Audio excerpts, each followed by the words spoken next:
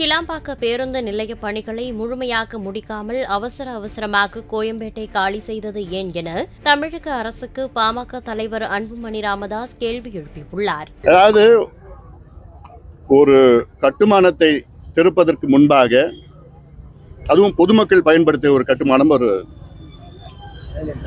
பேருந்து நிலையம், அதற்கு முன்பாக திட்டமிட வேண்டும்.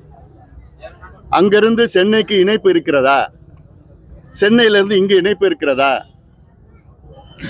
அந்த இணைப்பு எப்படிப்பட்ட இணைப்புகள் இருக்கிறது, பேருந்துகள் இணைப்பு இருக்கிறதா, அதாவது ரயில்வே இருக்கிறதா, மெட்ரோ இருக்கிறதா, இதெல்லாம் முடித்த பிறகுதான் இது போன்ற கட்டுமானங்களை திறக்க வேண்டும்.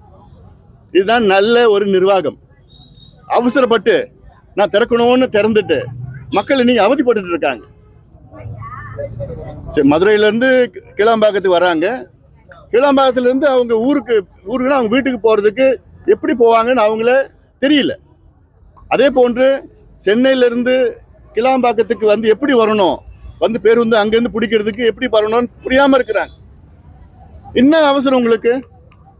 அந்த கோயம்பேடு பேருந்து நிலையத்தை காலி பண்ணணுமா? அந்த அவசரமா உங்களுக்கு?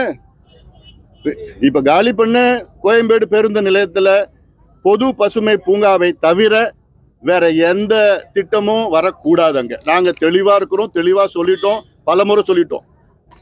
சென்னைக்கு மிகப்பெரிய அளவில் ஒரு பொது பசுமை பூங்கா, பப்ளிக் கிரீன் பார்க் பெரிய அளவில் வேண்டும்.